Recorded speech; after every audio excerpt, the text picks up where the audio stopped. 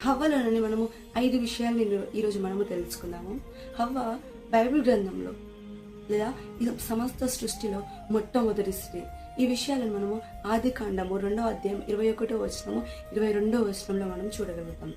ఇంకా రెండో టాపిక్ వెళ్తే ఇంకా తనలో నుండి మనం ఏం నేర్చుకోవచ్చు లేదా ఏంటి తన విషయాలు అని అంటే అసలు ఎందుకు తను చేయబడ్డది, తను ఎందుకు నిర్మింపబడ్డది, హవ్వతో ఉన్న యూజ్ ఏంటి, తన దేవుడు ఏదోని తోటలో ఎందుకు పెట్టాడు అని అంటే రండి 2వ అధ్యాయం 18వ వచనము ఆదికాండంలో.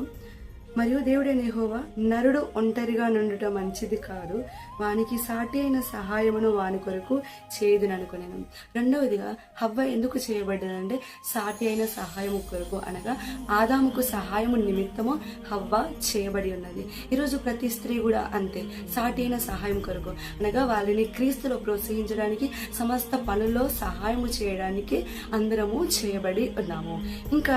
ఇంకా మూడో విషయము మనం హవ్వ జీవితంలో చూసినట్టయితే తన జీవితంలో టెంప్టేషన్, తను ఫాల్ అంటే పడిపోయిన స్థితి మనము చూడగలుగుతున్నాము.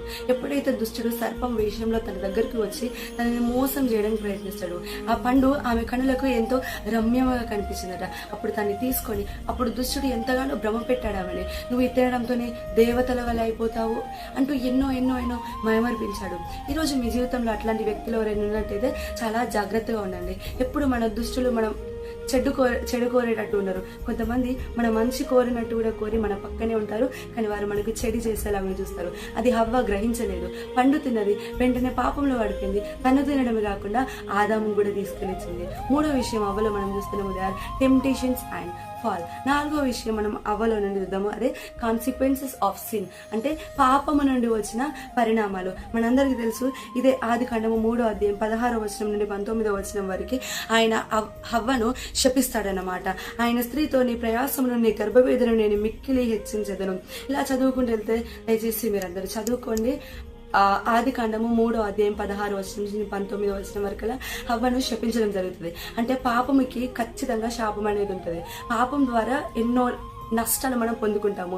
ఈరోజు మీరు ఒకవేళ హవ్వలాగా ఎవరైనా మాయ మాటలకు పడిపోయి పాపంలో ఉన్నట్టయితే హెచ్చిస్తున్నాడు దేవుడు, మీతోనే మాట్లాడుతున్నాడు, ఖచ్చితంగా మీరు పరిణామాలను ఎదుర్కోవాలి. ఇంకా ఆ హవ్వలో నుండి 5వ విషయాన్ని మనం చూసుకున్నట్టయితే mother of all living with a promise of redemption. ఇదే 3వ అధ్యాయము 20వ వచనంలో మనం చూస్తే ఆదాము తన భార్యకు హవ్వ అని పేరు పెట్టెను, ఏలనగా ఆమె జీవము గల ప్రతివానికి తల్లి. హవ్వలో నుండి 5వ విషయము ఆమె జీవము కలిగిన ప్రతివానికి తల్లి, జనములకు తల్లి, విశ్వాసము గల స్త్రీ ఎవరో కింద కమెంట్ సెక్షన్ లో కమెంట్ చేయండి.